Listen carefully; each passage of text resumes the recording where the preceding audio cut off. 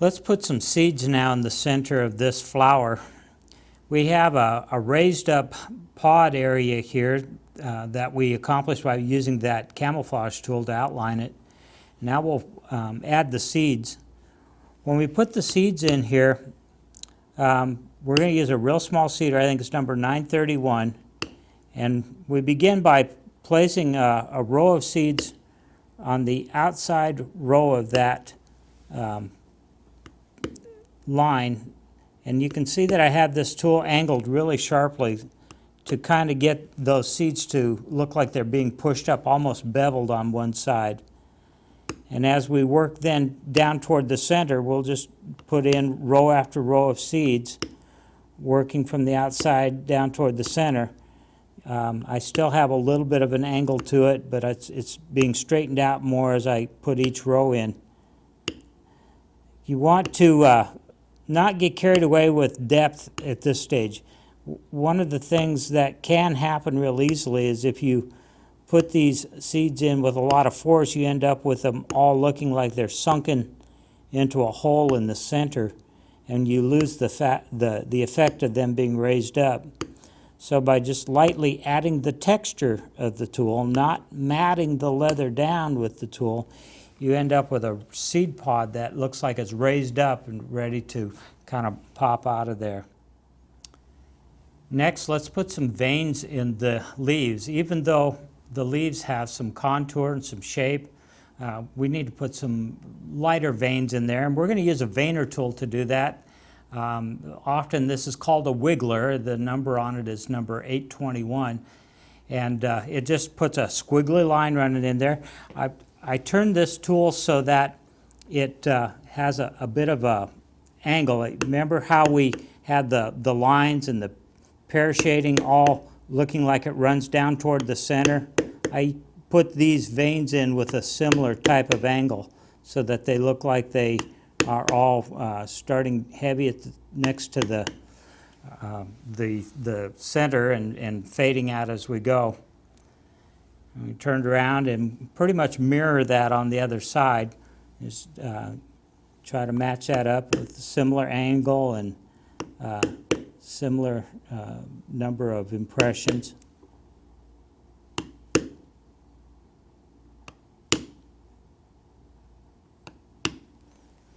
And that's how we put the veins in these leaves.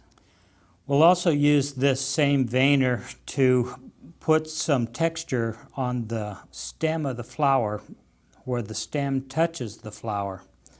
And we do that by putting a series of impressions really close together to add just a real tight texture.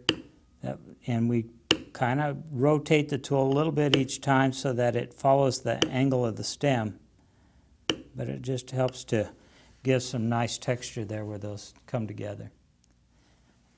Next, I want to highlight where the petals come together on the flower and add, again, a little more texture to the design. I'm going to use a very small veiner tool. This one's number 745. I used to call these a shell veiner because it doesn't have the serrations along the inside edge of it. It's smooth with just some lines on it. First of all, I'm going to use this kind of on the order of a stop. I'm going to take here where these petals come together, and I'm going to use just the corner of it to make a real sharp impression. We'll do that here. We'll do that on all the flowers. I'm also going to use it. We have a bud here that in a couple places on this design where that comes up in between in an opening in the design.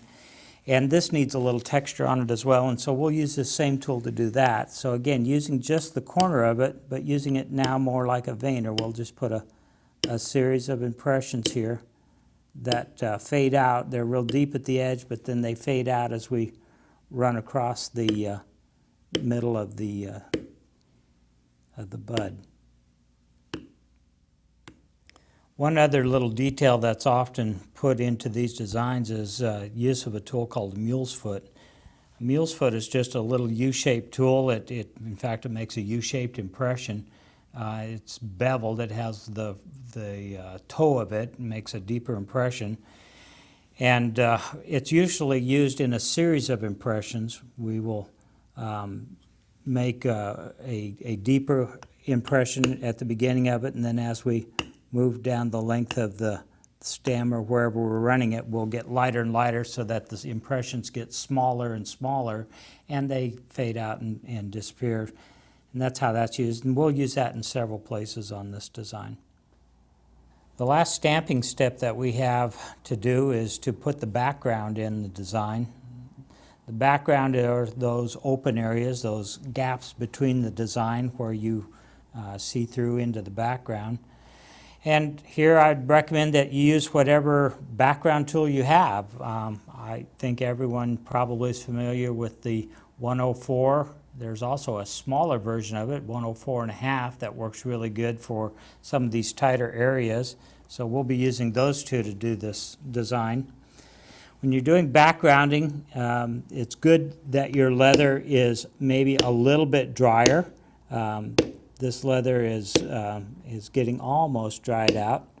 And when you're doing your backgrounding, usually you'll start by kind of outlining the background area by going around it and stamping that as deep as you want your background to be. You usually want to background as deeply as you had cut the lines.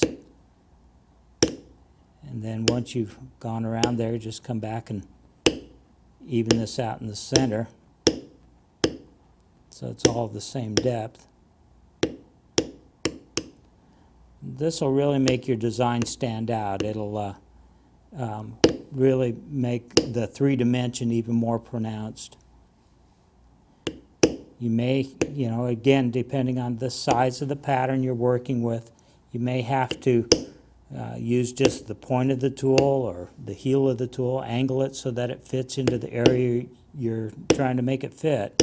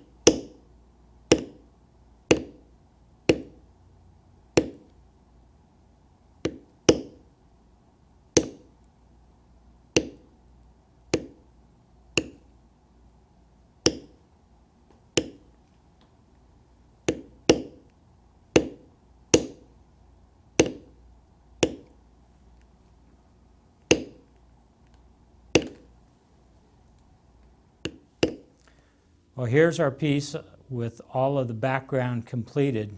We're very close to done with this. The only thing we have left really is the decorative cuts, plus another little special treatment that I like to do, which I'll show you here in a second. I've redampened the leather again so that we're ready to do the final decoration on it. One of the things that I like to do with floral designs like this is I like to put some texture on the stems themselves. And for that I use a tool called the hair blade. The hair blade is a tool that actually kind of looks like a pencil. It has 2 ends on it that are actually swivel knife blades, but they have multiple lines in them. One has finer lines and coarser on the other end.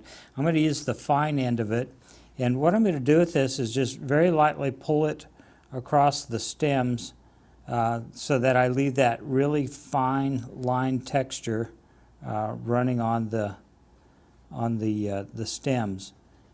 What will happen is when we do our finishing technique that is characteristic of this Sheridan style carving, the color, the antiques and such that we use will collect in these little lines, and it'll give a little bit more color and a little more dimension to our carving. So that's the reason I do this.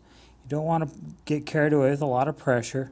These need to be very light. It needs to be one of those kinds of things that people don't really see it the first time they look at it, but then as they look closer, they say, hey, there's bunch of little lines on there. Now it's time to put the final decorative cuts into this project. And once again, we'll go back to the swivel knife, but again, need to make sure that our swivel knife is working good, so let's strop it here a couple of times. And we'll begin. Decorative cuts are just long flowing cuts. What I usually encourage folks to do is to do the ones that are most comfortable for them to master.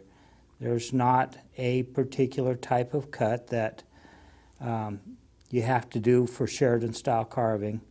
The same techniques are the same. You start out with a lot of pressure at the beginning of the cut, and then as you pull the knife towards you, you lighten up on that pressure so that it fades out and disappears. It should always look like all of your cuts would eventually come together and connect if they continued far enough, but again, they fade out before they actually ever touch. You'll want to put a nice full collection of cuts in each one of these flower petals that generally follows the flow of the design. When we do it into the smaller leaves and such, we'll again just follow the curves and such of the leaves. Decorative cuts take practice. The more you do, the easier they get, and without question, having that swivel knife working real smoothly is the key. You have to have good control over this knife. When we get into these larger cuts, or these larger leaves like this, there'll be usually a couple of series in them.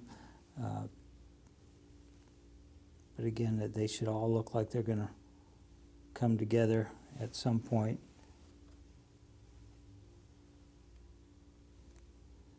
This is, for many leatherworkers, almost like their signature on their work. You can tell the creator sometimes by the style of cuts that they do. And here we are now with the carving completed. Decorative cuts are in. You've been through all of the steps of carving a design. I'll now show you some of the tricks that are used in creating that finish that is characteristic of Sheridan style carving as well.